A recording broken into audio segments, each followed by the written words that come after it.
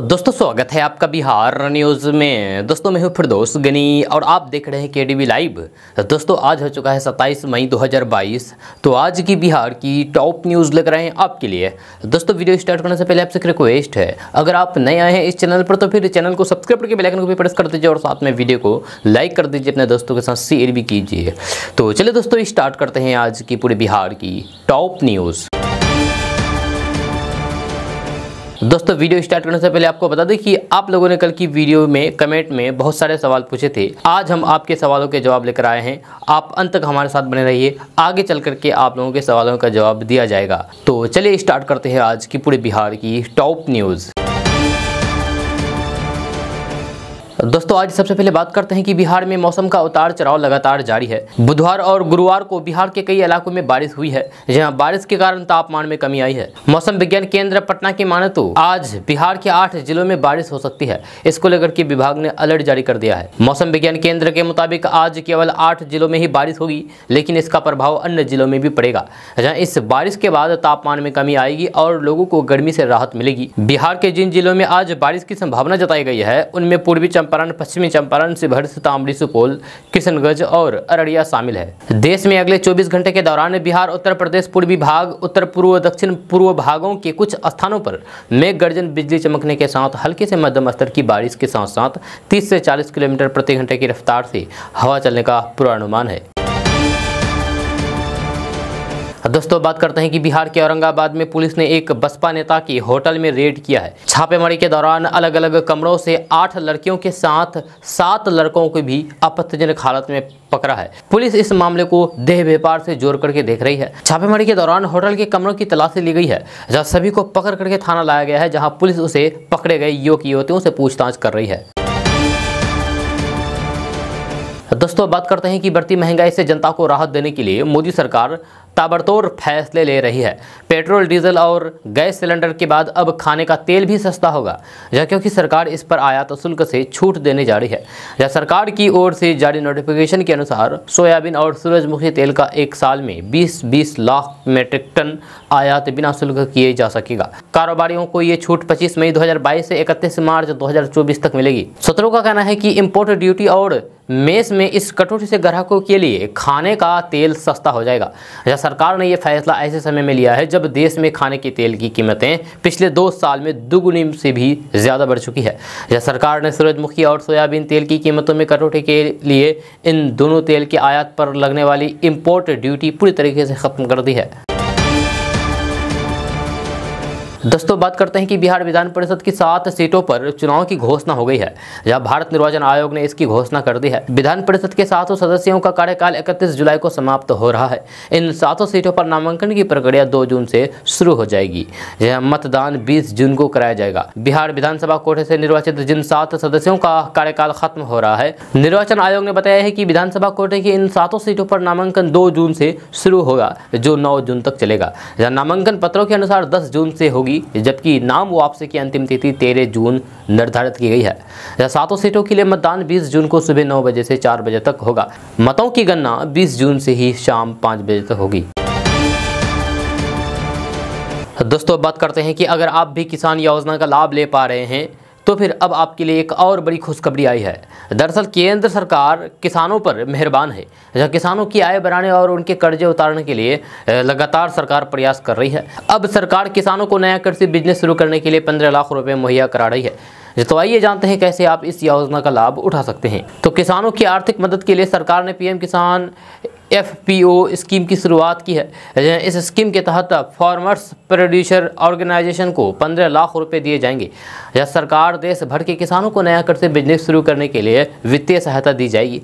इस स्कीम का लाभ लेने के लिए 11 किसानों को मिलकर के एक ऑर्गेनाइजेशन या फिर कंपनी बनानी होगी। इससे किसानों को कृषि से संबंधित उपकरण या फिर फर्टिलाइजर्स, बीज या दवाएं खरीदने में भी काफ़ी आसानी होगी।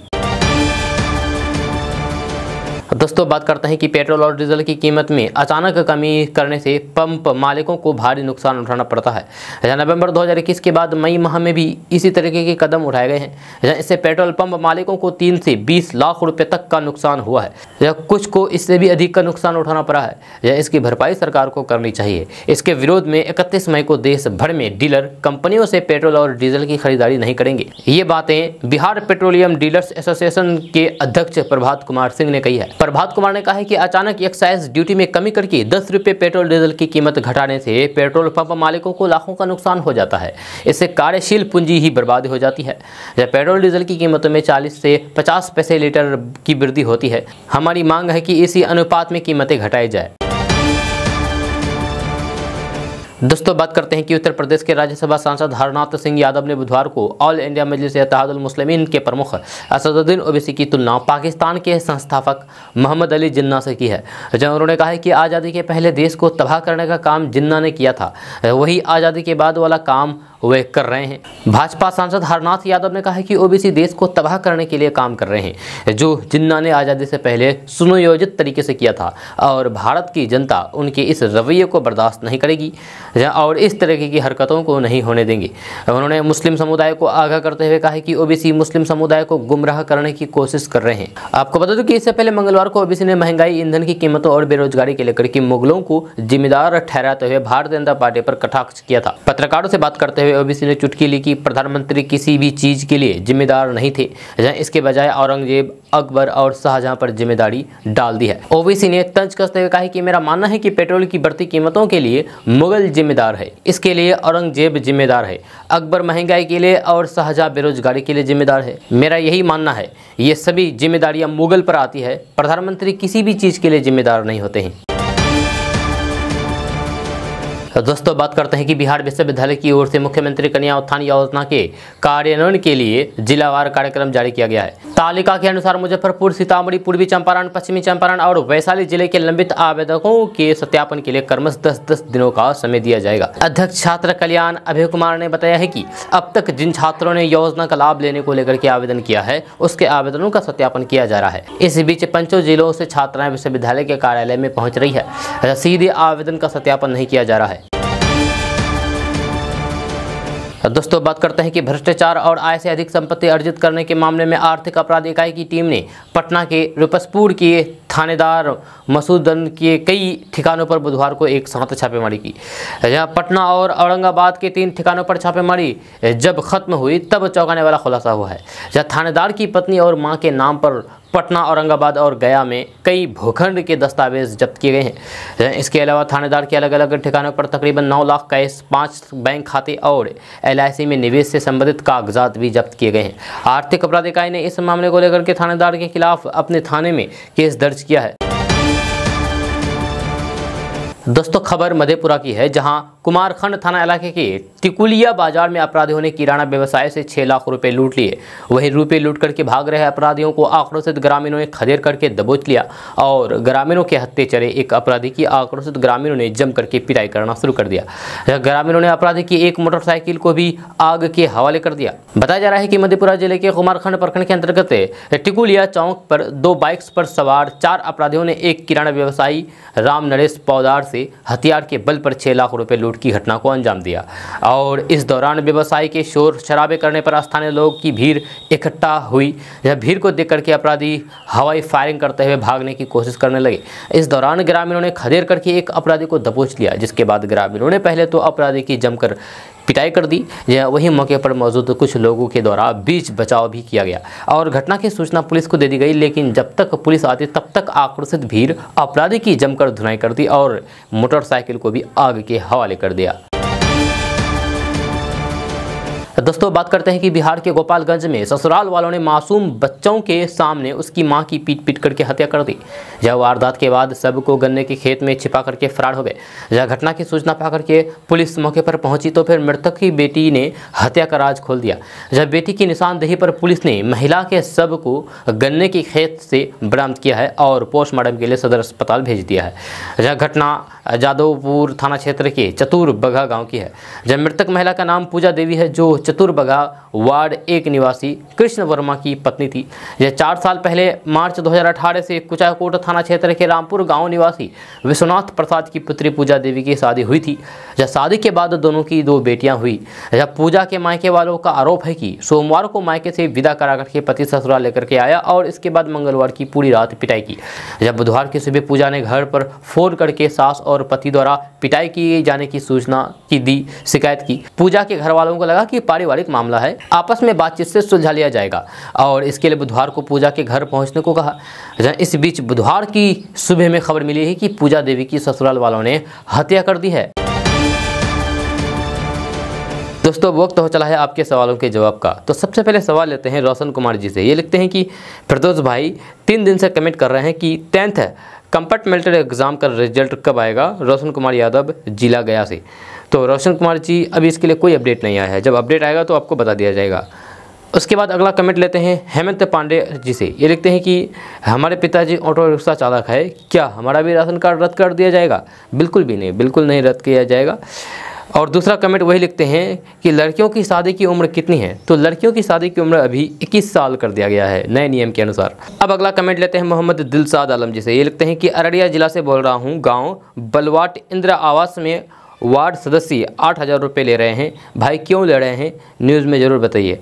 तो दिलशाद आलम जी, किसी को भी 1 भी रुपये लेने की इजाज़त नहीं है। जो भी ऐसा काम कर रहे हैं बिल्कुल गैर कानूनी है और उन पर कार्रवाई होगी। अगर आपके पास कोई सबूत है तो जब भी रुपये मांग रहा है या फिर रुपये ले रहा है, आप उसका सबूत निकाल के रखिए और उसके खिलाफ कार्रवाई कीजिए, उसके खिलाफ जरूर कार्रवाई होगी। अब अगला कमेंट लेते हैं सुनीता कुमारी जी से। ये लिखते हैं कि सर प्रधानमंत्री आवास योजना मिला है, जिसमें बोल रहा है कि 2,000 रुपये दो, नहीं दोगे तो दूसरा और तीसरा किस्त नहीं मिलेगा। सुनीता कुमारी जी, आपको बता दूँ कि ऐसा बिल्कुल भी नहीं है। जो भी ऐसा रुपये मांग रहा है उसके खिलाफ आप भी सबूत इकट्ठा कीजिए, जैसा दिलशाद आलम जी को बताया सेम प्रक्रिया आप पर भी लागू होती है। अब अगला कमेंट लेते हैं विक्की कुमार जी से। ये लिखते हैं कि sir student credit card apply कैसे करें, सर बताइएगा।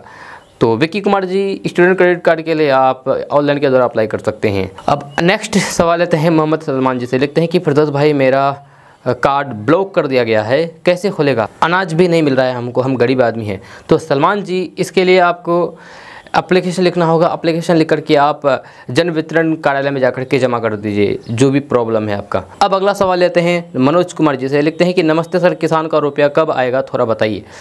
तो मनोज कुमार जी, 31 मई तक पीएम किसान योजना का पैसा आपके अकाउंट में आ सकता है। तो दोस्तों सवाल जवाब का सिलसिला अभी बस यहीं पर रोक देते हैं। जो भी बच गए हैं आगे चल करके इसी वीडियो में कवरेज किया जाएगा, बताया जाएगा। अगर आपका भी कोई सवाल है तो नीचे कमेंट बॉक्स में कमेंट करके हमसे पूछ सकते हैं।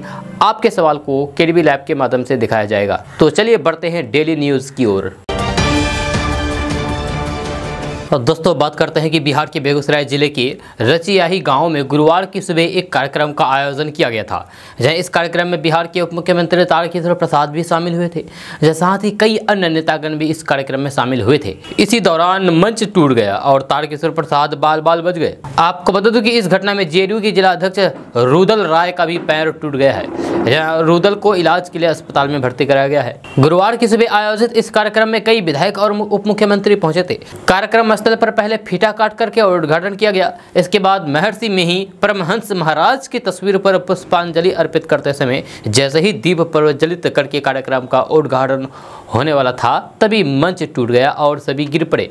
इसमें उप मुख्यमंत्री तारकिशोर प्रसाद भी शामिल थे। दोस्तों बात करते हैं कि राजधानी पटना से एक प्रेम का अजीब मामला सामने आया है। आपको बता दें कि पटना में एक लड़की अपने प्रेमी के साथ कुछ महीने पहले शादी की और लेकिन शादी के 2 माह बाद घर से फरार हो गई। अब लड़की के घर वाले को पता चला तो लड़की की मां ने थाने में अपनी बेटी को लापता होने का शिकायत दर्ज कराई है, जिसके बाद से पुलिस मामले की जांच में जुटी हुई है। ये मामला पटना के रामकृष्ण नगर थाना का है। मिली जानकारी के अनुसार पिपरा के बाजितपुर के रहने वाले बबीता कुमारी पिपरा के मकसूदपुर निवासी देवेंद्र यादव के बेटा राजीव रंजन उर्फ अजित कुमार से प्यार करती थी, लेकिन कई बार दोनों के बीच शादी को लेकर के बहस भी हुई। इसके बाद लड़की ने थाने में रिपोर्ट दर्ज कराया है कि बॉयफ्रेंड शादी का झांसा देकर के उसके साथ जबरन शारीरिक संबंध बनाता रहा। वहीं अब पत्नी के घर से लापता होने के बाद पति का आरोप है कि उसकी पत्नी किसी और दूसरे प्रेमी के साथ भाग गई है। अब इस मामले में लड़की की मां मंजू देवी ने पुलिस से कहा है कि मेरी बेटी को उसके पति राजीव ने ही कुछ किया है।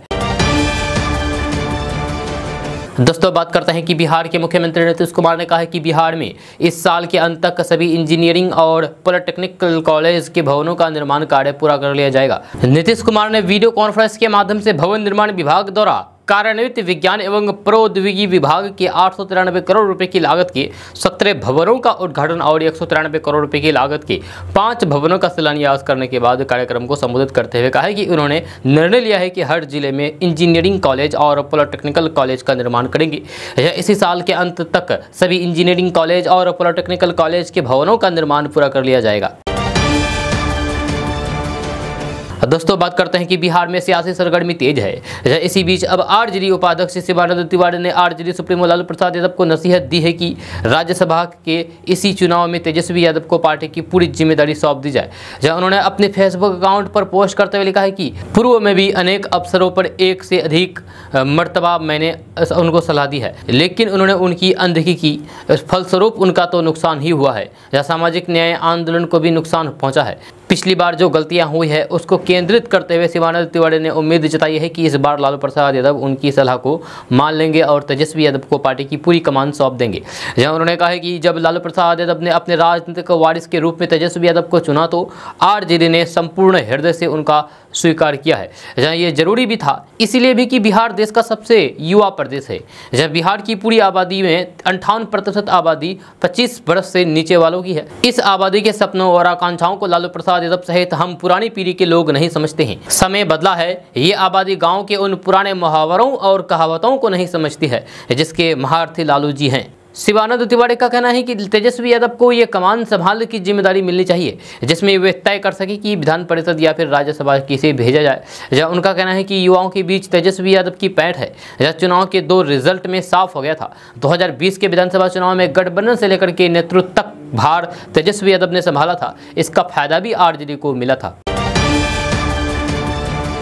दोस्तों बात करते हैं कि बिहार में जहरीली शराब पीने से मौत का सिलसिला जारी है। बिहार के औरंगाबाद जिले में जहरीली शराब पीने की वजह से घटना में मरने वालों की संख्या 13 हो गई है। वहीं कई अन्य अस्पतालों में जिंदगी की जंग लड़ रहे हैं। बताया जाता है कि सभी लोग आमस थाने के पथरा गांव में एक शादी समारोह में शामिल होने के लिए गए थे, जहां उन्होंने कथित तौर पर देसी शराब का सेवन किया था। अधिकांश पीड़ितों ने उल्टी, पेट दर्द और कम दृश्यता की शिकायत की। जहाँ एक तरफ परिवार वाले जहाँ शराब पीने से मौत की बात कबूल रहे हैं, तो फिर वही मौतों के बाद पुलिस प्रशासन ने अवैध शराब के खिलाफ अभियान चलाया है और ताबड़तोड़ छापेमारी शुरू कर दी है। दोस्तों बात करते हैं कि बिहार में पिछले 8 सालों में सड़क और पुलों का जाल बिछा गया है। जब बिहार के आधारभूत संरचनाओं के विकास में पिछले 8 सालों में न केवल केंद्र का निवेश बढ़ा है, बल्कि उसकी हिस्सेदारी भी बढ़ी है। अकेले गंगा नदी पर ही केंद्र की मदद से आधा दर्जन से भी अधिक पुलों का निर्माण चल रहा है। कुछ पुलों का काम तो पूरी तरीके से केंद्र के पैसों से ही हो रहा है। जहाँ इन पुलों में कुछ तो बन गए हैं और उसमें आवागमन भी चालू हो चुका है। बिहार की दूसरी बड़ी नदियों में से एक कोसी पर जहाँ महज एक पुल हुआ करता था, वहाँ अब 3 पुलों का निर्माण चल रहा है। इन नदियों पर पुल के बन जाने के कारण बिहार के किसी कोने से पटना पहुंचना अब बेहद आसान हो गया है। जहाँ दरभंगा के सांसद तो प्रधानमंत्री को नव भारत के विश्वकर्मा की उपाधि दे चुके हैं। जहाँ अगले कुछ सालों में बिहार में गंगा नदी पर 14 पुल होंगे, जहाँ इनमें 5 पुलों पर आवागमन चालू है। जहाँ 6 और पुल बनाए जा रहे हैं, जो 2025-26 तक बन करके तैयार हो जाएगा। जहाँ जानकारों का कहना है कि गंगा नदी में नए पुल के निर्माण से महात्मा गांधी सेतु पर भार कम होगा। जहाँ वैसे 7 जून को गांधी सेतु का पूर्वी लेन भी आवाजाही के लिए खोला जा रहा है। करीब 23 साल बाद गांधी सेतु पर नई संरचना के साथ सभी 4 लेन पर आवाजाही शुरू होगी। दोस्तों बात करते हैं कि हर साल आम के बागों में मंजूरी आते ही उसके आसपास का इलाका भीनी खुशबू से महकने लगता था। इस बार भी कुछ ऐसा ही हुआ है, लेकिन मौसम की बेरुखी ने ये भीनी खुशबू ज़्यादा टिकने नहीं दी है और टिकोले लगने से पहले ही 70% मंजरी मार दिए गए हैं। फिर बची खुची पैदावार को 2-3 बार आई आंधी ने धराशाही कर दी है। इसमें से भी जो पैदावार बच गई है उसका स्वाद चखने को जेब इतनी ढीली हो सकती है कि आम की मिठास लोगों को नहीं भाएगी। पहले जबरदस्त ठंड, फिर भीषण गर्मी में भी रात में कोहरे कुहासे ने सब ले धरा। ज्यादातर किसानों ने बीते 2 साल में हुए नुकसान की भरपाई के लिए इस बार मंजरी आने के बाद पैदावार बढ़ाने के लिए दवा का जबरदस्त प्रयोग किया है। जहां उसका असर हुआ है कि मंजर में मधुआ बीमारी फैल गई। जब मंजर काले होकर के सूख कर गिर गए, इसके उलट नए पत्ते भी खूब आए। दोस्तों बात करते हैं कि आरजेडी के अध्यक्ष लालू प्रसाद यादव बिहार में जातीय जनगणना राज्यसभा चुनाव को लेकर के बढ़ रहे राजनीतिक तापमान के बीच बुधवार को अपने गृह राज्य बिहार लौट आए हैं, जहां वे अपनी सबसे बड़ी बेटी मीसा भारती के साथ पटना पहुंचे हैं। लालू प्रसाद यादव मीसा भारती के दिल्ली में स्थित आवास पर चारा घोटाले मामले में झारखंड उच्च न्यायालय द्वारा पिछले महीने जमानत पर रिहा किए जाने के बाद से रह रहे थे। चेहरे को ढके हुए व्हील चेयर पर उदास दिख रहे अपने तेज तर्रार नेता का स्वागत करने के लिए पटना हवाई अड्डे पर आरजेडी समर्थकों की भारी भीड़ मौजूद थी। बिहार के पूर्व मुख्यमंत्री लालू प्रसाद यादव पत्रकारों से कोई बात किए बिना कार पर सवार होकर के पत्नी राबड़ी देवी के आवास पर पहुंचे। दोस्तों बात करते हैं कि झारखंड और बिहार के टॉप नक्सली कमांडर संदीप यादव की मौत से नक्सलियों को बड़ा झटका लगा है। जब 25 लाख के इनामी नक्सली की बीमारी से मौत होने के बाद इलाके में सनसनियों का माहौल कायम हो गया है। मध्य जोन के सैन्य विंग का सुप्रीम कमांडर संदीप की मौत के बाद माओवादियों अपने सबसे अधिक प्रभाव वाले इलाके में कमजोर हो गए हैं। आपको बता दें कि संदीप यादव इतना कुख्यात था कि झारखंड सरकार ने उस पर 25 लाख रुपए का इनाम तक रख दिया था। जब बीमारी और दवा रिएक्शन से संदीप की मौत होने के बाद इलाके में नक्सलियों का खौफ कम हो गया है। संदीप यादव के दोस्त में 60 से 70 के करीब नक्सली सक्रिय थे।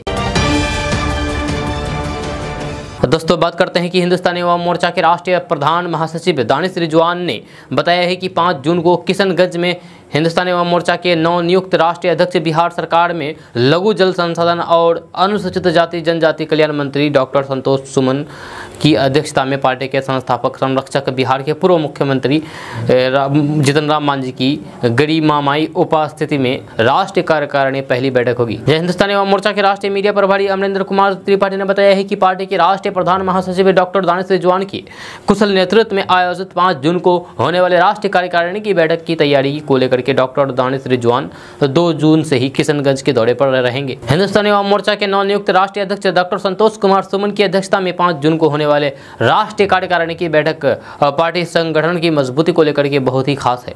जहां राष्ट्रीय प्रधान महासचिव डॉक्टर दानिश रिजवान के द्वारा बुलाई गई राष्ट्रीय कार्यकारिणी की बैठक में देश और राज्य की वर्तमान राजनीति में पार्टी संगठन की मजबूती के साथ ही अन्य बहुत सारे मुद्दों पर राष्ट्रीय अध्यक्ष के द्वारा निर्णय लिए जाएंगे। दोस्तों बात करते हैं कि जातिगत जनगणना को लेकर के बिहार के मुख्यमंत्री नीतीश कुमार ने एक सर्वदलीय बैठक बुलाई है। इस बैठक में बीजेपी भी शामिल होने वाली है। 1 जून को राज्य स्तरीय जातिगत जनगणना के तौर तरीके पर चर्चा करने के लिए ये बैठक बुलाई गई है। इससे पहले राष्ट्रीय जनता दल यानी कि आरजेडी के नेता तेजस्वी यादव ने 10 मई को जनगणना नहीं होने पर पटना से दिल्ली तक पैदल जाने को लेकर के धमकी दी थी। इसके बाद 11 मई को इस मुद्दे पर तेजस्वी यादव ने नीतीश कुमार से मुलाकात की है। इस मुलाकात के बाद नीतीश कुमार ने जातिगत जनगणना को लेकर के सर्वदलीय बैठक बुलाने का ऐलान किया। राजद और जेडीयू दोनों ही दल कई सालों से जातिगत जनगणना की अपनी मांग को लेकर के मुखर रहे हैं। जहाँ केंद्र में पिछली कांग्रेस के नेतृत्व वाली यूपीए सरकार ने 2010 में राष्ट्रीय स्तर पर जातिगत जनगणना की मांग पर सहमति जताई थी, लेकिन पिछले दशक के दौरान एकत्रित किए गए आंकड़े को आगे कभी नहीं आने दिया जा रहा।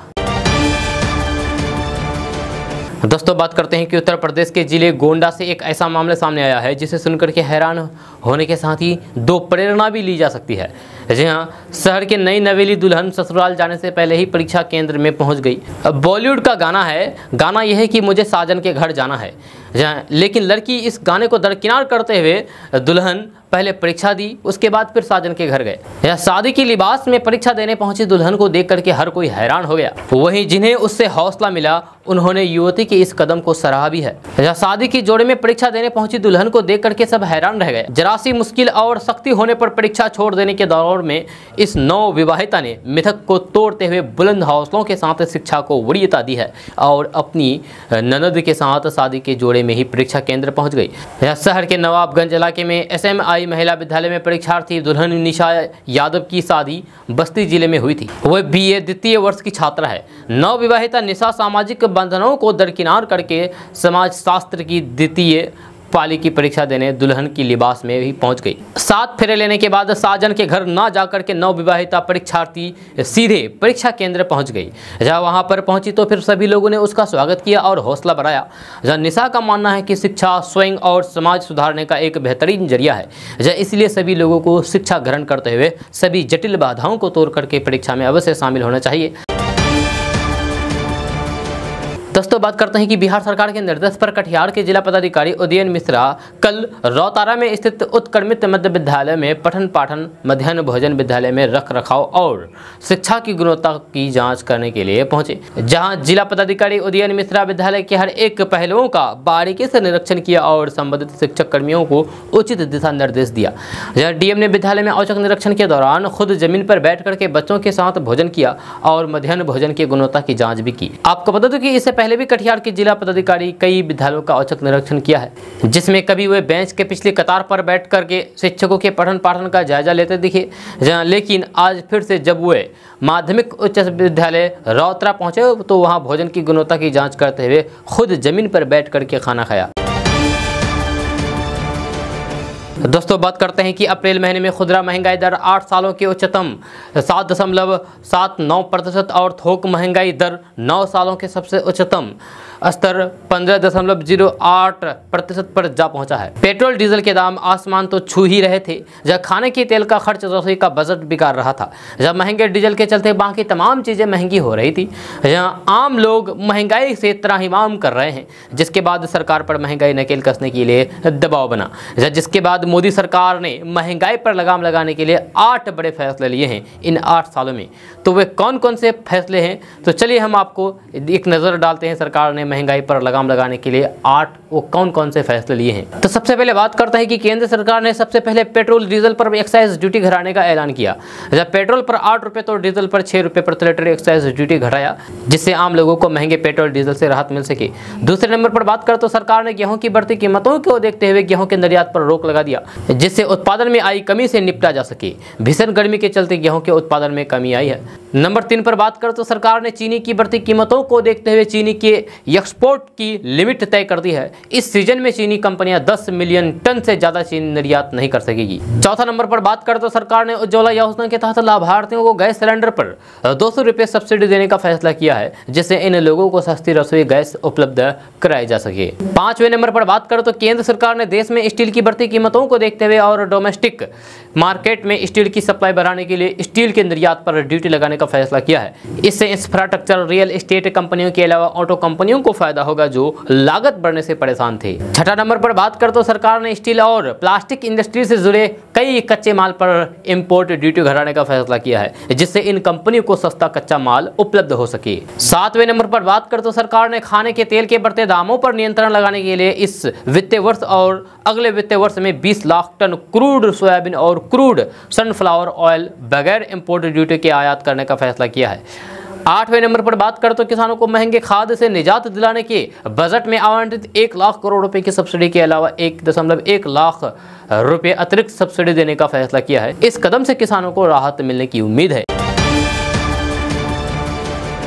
दोस्तों अब वक्त हो चला है आपके सवालों की और मेरे जवाब का। तो सबसे पहले सवाल लेते हैं फाइल गेमर से। ये लिखते हैं कि आप कहां से हैं, तो इसको बता दो कि हम बिहार से हैं, बिहार के किशनगंज जिले से हैं। दूसरे नंबर पर बात करें तो कमलजीत शर्मा जी लिखते हैं कि सर सहारा इंडिया का पैसा मिलेगा या नहीं मिलेगा। कमलजीत शर्मा गोपालगंज बिहार से। तो कमलजीत शर्मा जी आपको बता दूं कि सहारा इंडिया कंपनी के मालिक जो है सुब्रत राय, उसके ऊपर अभी केस चल रहा है। इसी को लेकर के जब केस का फैसला आ जाएगा उसके बाद पता चलेगा कि इसका पैसा आपको मिलेगा कि नहीं मिलेगा। अभी कोई इन्फॉर्मेशन नहीं दे सकते। अब अगला कमेंट लेते हैं सहपुर रहमान जी से। ये लिखते हैं कि जिसकी मृत्यु हो जाती है उसका पैसा कैसे निकाला जाएगा बैंक अकाउंट से।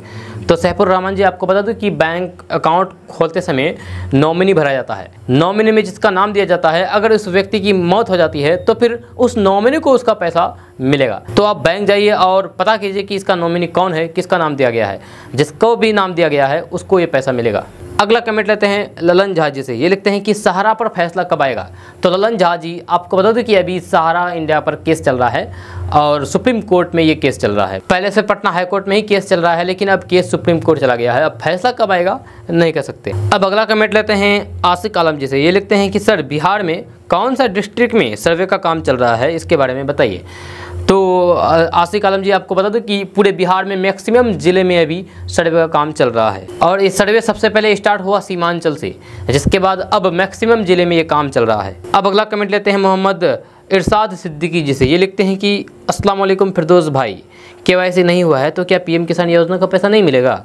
जी ज़रूर मिलेगा, लेकिन सिर्फ 11 किस्त का। जब 12वीं किस्त का पैसा आएगा तो फिर वो आपको नहीं मिल सकता है, इसलिए KYC करना बेटर है। अब अगला कमेंट लेते हैं मोहम्मद नियाज आलम जी से। ये लिखते हैं कि अररिया जिला रामपुर खुदरकट्टी वार्ड नंबर 9 में बहुत सारे राशन कार्ड को ब्लॉक किया जा रहा है। क्यों किया जा रहा है इसके बारे में बताइए। तो मोहम्मद नियाज जी, आपको बता दूं कि जिसका भी राशन कार्ड को अभी रद्द किया जा रहा है वह इस कैटेगरी में नहीं आते हैं कि वे राशन लें। दोस्तों, सवाल जवाब का सिलसिला यहीं पर रोक देते हैं। जो भी बच गए हैं आपको इसी वीडियो में आगे चल करके बताया जाएगा। तो चलिए चलते हैं डेली न्यूज़ की ओर।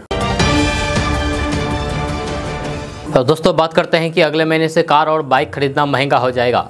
दरअसल कार और बाइक के महंगे होने की वजह इंश्योरेंस का प्रीमियम बढ़ना है। सड़क परिवहन और राजमार्ग मंत्रालय ने एक अधिसूचना जारी करके इसकी घोषणा कर दी है। इस बार ये घोषणा भारतीय बीमा नियामक और विकास प्राधिकरण के बजाय मंत्रालय की ओर से की गई है। नोटिफिकेशन के अनुसार अलग अलग श्रेणियों के गाड़ियों में थर्ड पार्टी इंश्योरेंस प्रीमियम में बढ़ोतरी की जाएगी। इंश्योरेंस प्रीमियम में 6% से लेकर के 17% तक की बढ़ोतरी होने वाली है। सरकारी नोटिफिकेशन के अनुसार 1000 से 1500 सीसी तक की निजी कारों का इंश्योरेंस के प्रीमियम में 6% की बढ़ोतरी की जाएगी। वहीं 1000 सीसी तक की कारों पर होने वाले थर्ड पार्टी इंश्योरेंस में 23% अधिक भुगतान करना पड़ेगा। उधर 1000 से 1500 सीसी के नई निजी कारों का थर्ड पार्टी प्रीमियम में भी 11% ज़्यादा देना पड़ेगा। तो दोस्तों, बात करते हैं कि हाल ही में पता लगा था कि जमुई जिले में देश का सबसे बड़ा सोने का भंडार है, जहां केंद्र सरकार ने इस पर संसद में जानकारी दी थी। जहां अब इसी जिले के सिकंदरा प्रखंड में लोहे के खान होने की संभावना नजर आई है। इसको लेकर के एक बार फिर से सर्वे कार्य शुरू हो गया है। सिकंदरा प्रखंड के मंजोस पंचायत में जियोलॉजिकल सर्वे ऑफ इंडिया यानी कि GSI की टीम तेजी से सैंपल लेने में जुटी हुई है। GSI की टीम मंजोस के खेतों में भू छेदन करके सैंपल ले रही है। दरअसल 20 साल पहले मंजोस गाँव के पहाड़ी इलाकों में बच्चों को खेलने के दौरान एक चंबुक से एक काला रंग का पत्थर चिपका हुआ मिला था। इसके बाद मिट्टी के कुछ अंश भी चुंबक से चिपकने लगे थे। तब लोगों को लगा कि यहाँ की मिट्टी में लोहा मिला हुआ है। बाद में इस गांव के एक पहाड़ी पर काले रंग के ऐसे कई अवशेष मिले हैं, जिससे लगा कि पूर्व में आग की भट्टी पर यहाँ कुछ निकाला गया है। कहा जाता है कि ब्रिटिश शासनकाल में अंग्रेजों ने इस पहाड़ी से लोहा निकाला था। इसी संभावना को लेकर के बीते कई सालों में यहाँ पर कई बार जियोलॉजिकल सर्वे ऑफ इंडिया के द्वारा लौह अयस्क की खोज के लिए भू छेदन करके सैंपल लिए थे। पूर्व के सर्वेक्षण में इस इलाके में प्रचुर मात्रा में लौह अयस्क होने की खबर आ चुकी है। मंजोस पंचायत के 8 से 10 किलोमीटर के रेडियस में लौह अयस्क हैं मिलने की बातें कही जा रही है।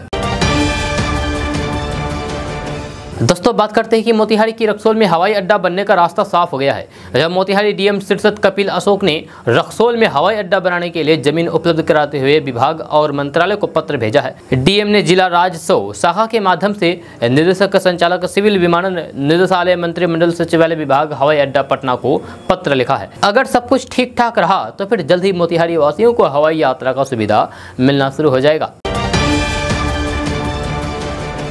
दोस्तों, बात करते हैं कि शादी विवाह के इस सीजन में कई शादियां चर्चा में रही है। अब बिहार के नालंदा में एक और शादी चर्चा का विषय बन गया है। बताया जा रहा है कि बड़े भाई की शादी के 3 महीने बाद से उसकी साली से छोटे भाई को प्यार हो गया। जहाँ इसके बाद दोनों छुप छुप करके मिलने लग गए। बुधवार को कुछ ऐसा हो गया कि दोनों की शादी करानी पड़ी। जहाँ मामला नालंदा जिले के रोहिई थाना इलाके के एक गांव का है, जहां बुधवार की सुबह युवक अपने बड़े भाई के ससुराल आया था। इस दौरान उसे बड़े भाई की साली यानी कि उसकी प्रेमिका के साथ आपत्तिजनक हालात में पकड़ा गया। जहां उन्हें इस हालात में पकड़े जाने के बाद कोई हंगामा नहीं किया, बल्कि गांव के ही शिव मंदिर में ले जाकर के दोनों की शादी करा दी। जहां गांव की महिलाओं ने गीत गा करके इस शादी का भरपूर आनंद उठाया। दोस्तों, बात करते हैं कि जल संसाधन मंत्री संजय झा ने बताया है कि मौसम के व्यवहार में हो रहे बदलाव को देखते हुए मुख्यमंत्री नीतीश कुमार के निर्देश पर इस साल बिहार में बाढ़ की अवधि 1 जून से 30 अक्टूबर तक मानी जाएगी। जहाँ साथ ही जल संसाधन विभाग 1 जून से ही बाढ़ संघर्षात्मक कार्यों की शुरुआत करेगा। जब पिछले वर्षों में ये कार्य 15 जून से शुरू होता था। जहाँ उन्होंने बताया है कि साल 2021 की बाढ़ अवधि में मुख्यमंत्री के निर्देशानुसार तटबंधों की सतत निगरानी के लिए होम गार्ड की जगह हर किलोमीटर पर स्थानीय कामगारों को रखा गया था, जहाँ वे तटबंधों पर पेट्रोलिंग करते थे। पहले से फायदा ये हुआ है कि कहीं भी रिसाव आदि के होने पर त्वरित कार्रवाई करते थे। इससे न केवल बाढ़ के कुशल प्रबंधन की सहायता मिली, बल्कि स्थानीय पंचायतों से लगभग 4000 लोगों का बाढ़ अवधि में रोजगार भी मिला है। इस साल भी हम बाढ़ अवधि में तटबंधों की निगरानी के लिए स्थानीय कामगारों की सहायता लेंगे। दोस्तों बात करते हैं कि जन्मजात बीमारियों से पीड़ित बच्चों का IGIMS में अब पूरी तरीके से फ्री में इलाज होगा। यह इलाज राष्ट्रीय बाल सुरक्षा कार्यक्रम के तहत होगा, जहां इसके तहत हृदय रोग, liver, neurology, neuro surgery, cancer, kidney, टेरा जबरा, कटे फटे होंठ, टेरे हाथ पैर समेत अन्य सभी बीमारियां शामिल है।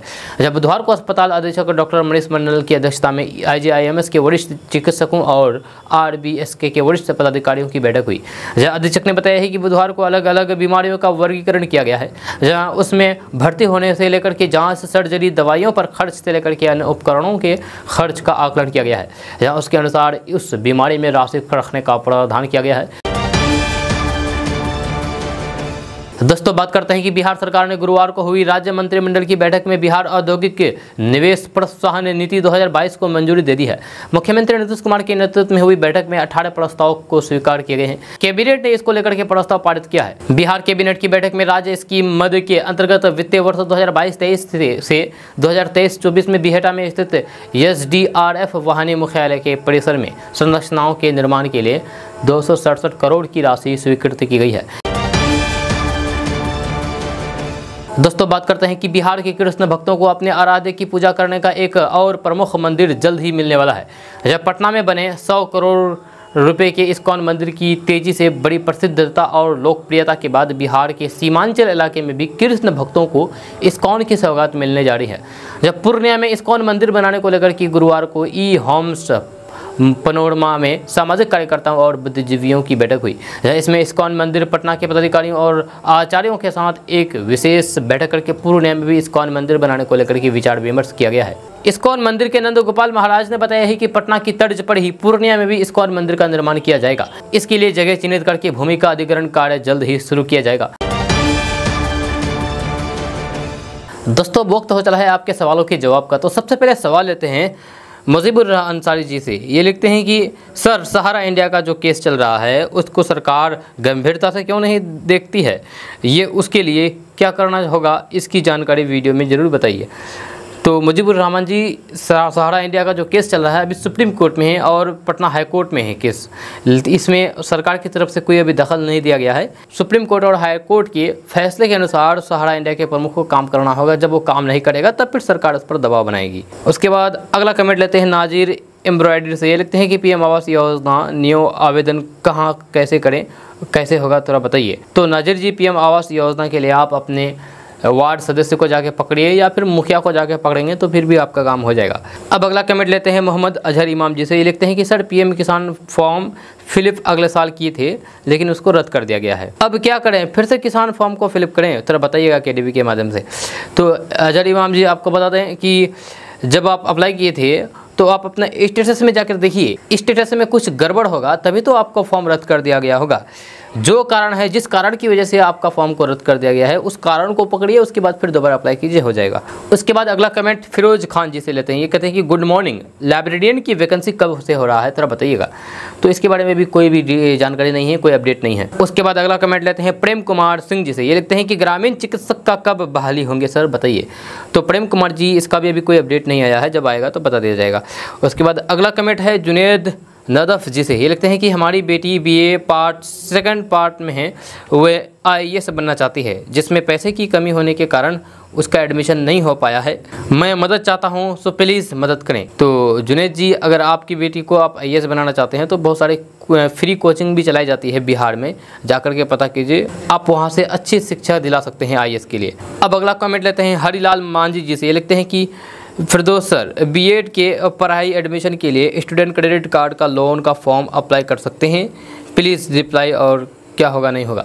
तो जी बिल्कुल भी अप्लाई कर सकते हैं। आप 12वीं के बाद स्टूडेंट क्रेडिट कार्ड के लिए अप्लाई कर सकते हैं और आगे की अपना पढ़ाई पूरी कर सकते हैं। तो दोस्तों, आज के सवाल जवाब का सिलसिला यहीं पर रोक देते हैं। अगर आपका भी कोई सवाल है तो नीचे कमेंट बॉक्स में कमेंट करके इस वीडियो में बताइए, हम आपके सवाल का जवाब कल की वीडियो में देने की कोशिश करेंगे। तो आज का न्यूज़ बस यह था, कैसा लगा जरूर अपना सुझाव दीजिएगा नीचे कमेंट बॉक्स में कमेंट करके। अगर आप नए आए हैं इस चैनल पर तो फिर चैनल को सब्सक्राइब करके बेल आइकन भी प्रेस कर दीजिए और साथ में वीडियो को लाइक कर दीजिए, अपने दोस्तों के साथ शेयर भी कीजिए। तो चलिए दोस्तों, फिर मिलते हैं अगले वीडियो में, तब तक के लिए जय हिंद, जय बिहार।